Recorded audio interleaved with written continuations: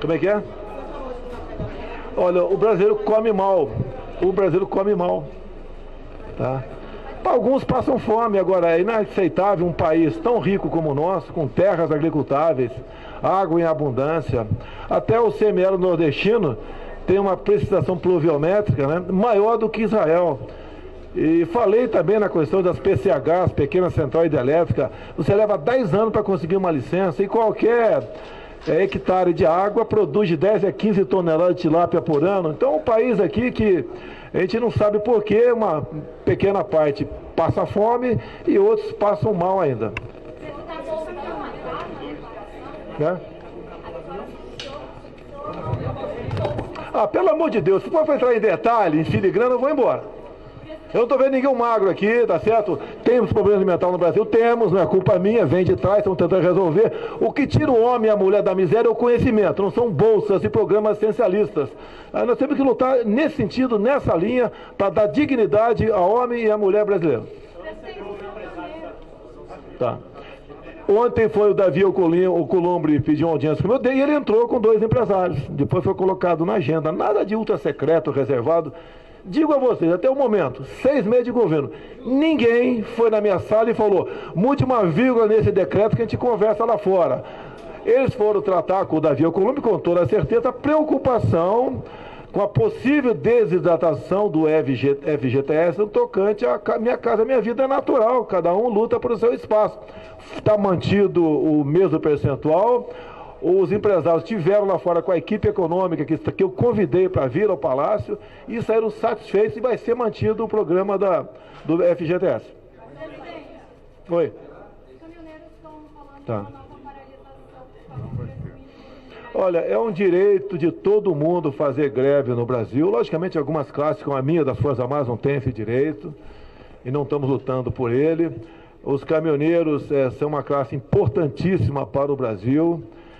Tivemos um problema lá atrás no governo do PT, o BNDES, né, ofereceu crédito em excesso para a compra de caminhões, cresceu a frota de caminhoneiros assustadoramente e o transportado permaneceu igual, lei da oferta e da procura, caiu o preço do frete.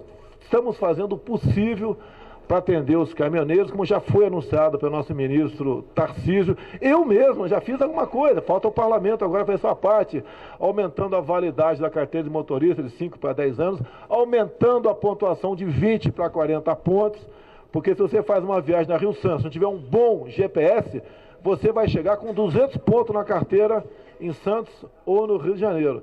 Acredito que os caminhoneiros não façam a paralisação, isso atrapalha muito a economia. Reconhecemos a dificuldade da carreira, estamos prontos para continuar conversando, mas estamos num país livre e democrático, onde impera o livre mercado, a lei da oferta e da procura. Então, esperamos que os caminhoneiros não partam para a greve, porque atrapalha o Brasil como um todo.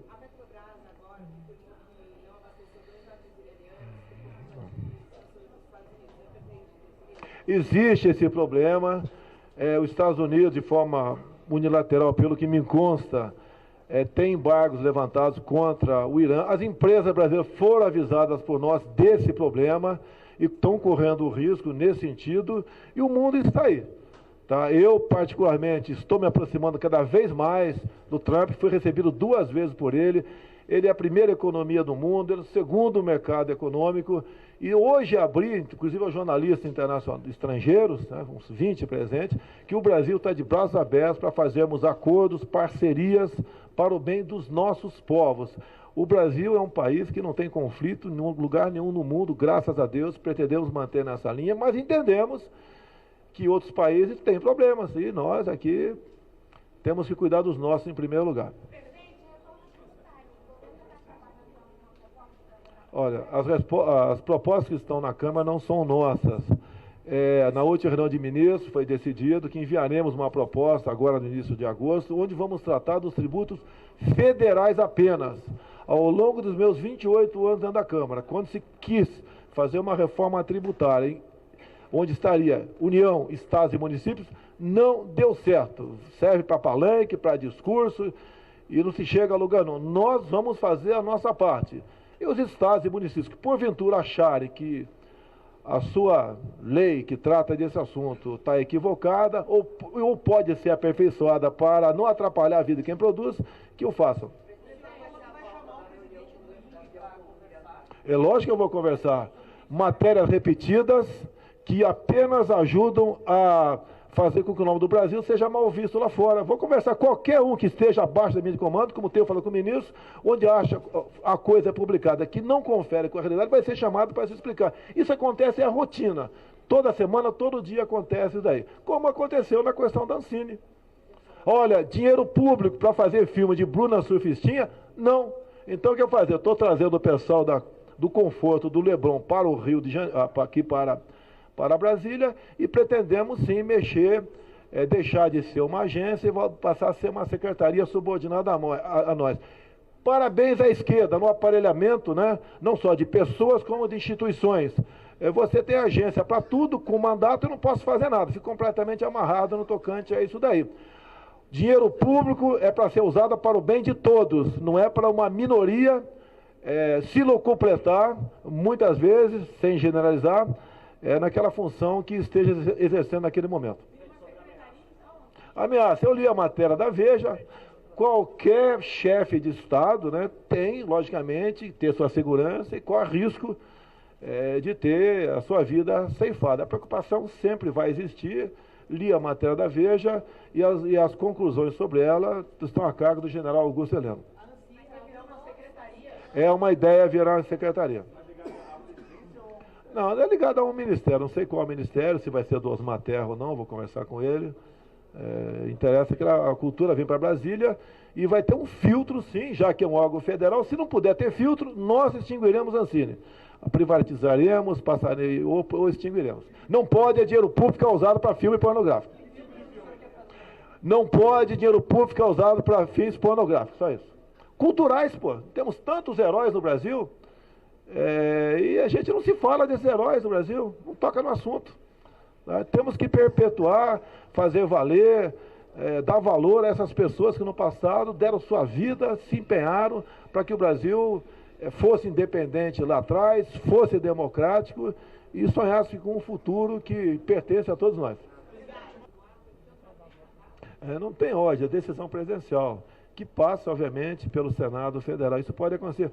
Pessoal, olha só, de tudo que já falei para vocês sobre Eduardo Bolsonaro, ele vai ser vitrine.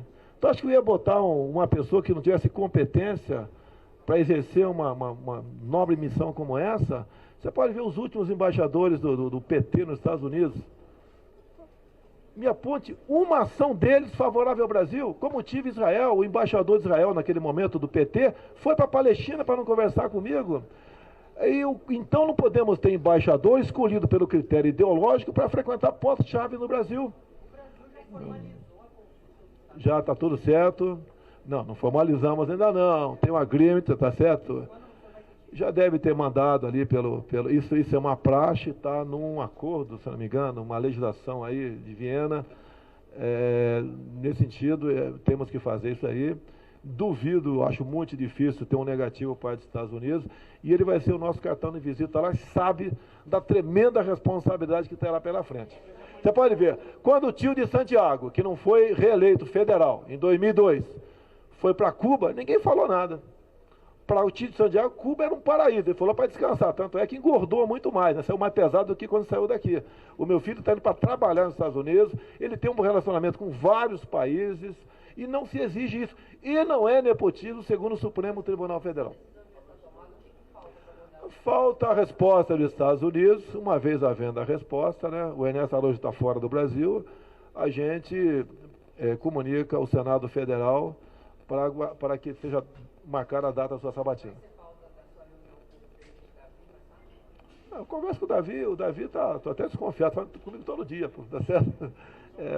Ontem, lógico que tenho conversado com ele, eu não vou ser, assim, não ter o devido cuidado para uma indicação tão importante como essa. Poxa, eu entro em campo para ganhar o jogo sempre, né? Eu acho que o Senado vai fazer uma boa sabatina e tenho certeza que será aprovado. Agora, talvez haja o viés político por parte de alguns, paciência, eu espero que ele seja aprovado. Agora, uma coisa, eu posso hoje exonerar o Ernesto Araújo e botar meu filho ministro das Relações Exteriores. Posso ou não posso? Ele vai ter, sob sua ascendência, entre representações de embaixada, mais de 200 no Brasil. Tá certo? Eu falei que eu posso, não vou que eu vou fazer. Eu tenho questão de tempo verbal. Então é isso que acontece, tá certo? E não quero fazer isso daí, respondendo já, porque o Ernesto está fazendo um trabalho excepcional lá. Agora, quando está na frente do MRE, o motorista do Marighella, como o senhor Luiz Nunes Ferreira, ninguém fala nada. Tenham paciência, poxa. Você acha que eu sou uma pessoa que não tenho responsabilidade com o meu Brasil? Tenho, pô. Estou cumprindo uma missão. Não é fácil, mas se Deus quiser, dada a assessoria que eu tenho, meus ministros, amigos, como tem alguns do meu lado aqui agora, a gente vai cumprir essa missão. Eu pretendo entregar o Brasil em 23 ou 27, muito melhor do que eu recebi com uma crise moral, ética e econômica. Arrebentaram com o Brasil. Sempre falei durante a campanha, se fizermos uma boa reforma política, como diminuir o número de parlamentares, federais, estaduais, municipais, entre outras coisas, eu abro mão da reeleição. Cara, enquanto eu estou vivo, meu coração estiver batendo aqui, eu vou estar na política. A política aqui não sai da gente nunca, né? Eu me sinto, quantas vezes, um deputado federal. Eu me sinto aí o Hélio Negão dentro do parlamento, quantas vezes, tá certo? Está no nosso meio. Quando o homem não tem mais ambição, ele tem que comprar um lote no cemitério.